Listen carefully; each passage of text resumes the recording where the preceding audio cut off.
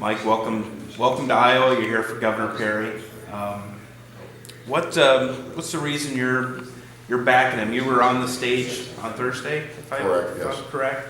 And now you're here in Iowa today for his event here in Perry, going to Boone. Why are you backing Governor Perry? I met Rick 20 years ago. A good friend of mine, by the name of Jim McIngvale, introduced me to Rick, Mattress Mac in Houston, Texas. And I've kind of followed Rick all these years, but for the last 14 years, Rick has done so many great things for the men and women in uniform in the state of Texas. And in the way of new cemeteries for Texas state veterans, old soldiers' homes, free parking in airports and stuff like that. And also, of course, 4 years ago, we passed a thing, if you're 100% disabled, you pay no property tax. And that was just great. But Rick, as a person, is down to earth. He's a real man.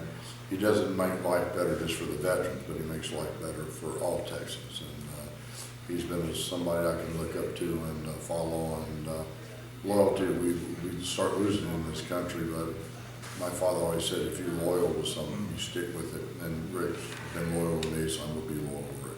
So, in the history of our country, the great number of our presidents have served in the military, have a military background of some sense. How important is that to you as a veteran to have someone who's worn the uniform? I think it's very, very important to us as an American that's worn the cloth of this great nation of ours.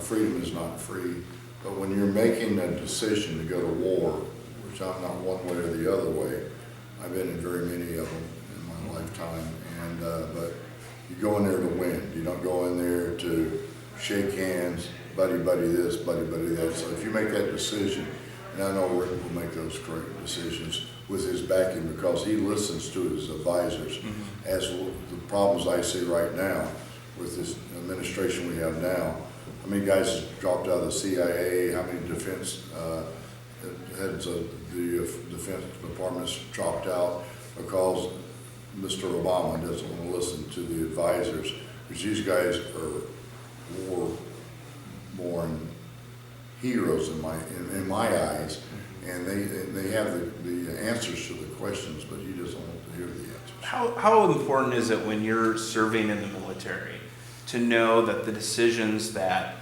are being made in Washington, whether it be in the Pentagon or the White House, that you feel good about those decisions, that they're actually being made by people who understand what's being asked of the men and women who are wearing the uniform? I mean, is it different when you have kind of a trust factor that you know that someone at least knows what you've gone through and what it's like to be, in a war situation? Of course, yeah, they understand everything we're going through during this period of time. The medal I wear so proudly around my neck doesn't belong to Mike Thornton. Never. I don't think I deserve it. Never will feel I deserve it. But it belongs to the 2,852,000 who's given the utmost. They sacrificed their lives for you and I to sit here in this room tonight, this morning, and say thank you. Because freedom is not free; it's written in blood. And I think, as an executive of our chief executive of our military, has seen that by wearing the cloth of this great nation of ours. And he understands about when we put a flag on one of those coffins, he understands what that's all about. Because so many people don't understand. I wear this medal in the honor of each one of those, but the great thing, I've been wounded many times in my life, but the great thing is that I can still come home. I can hug my children, my grandkids and stuff like that. But those other young men and women will never have that pleasure.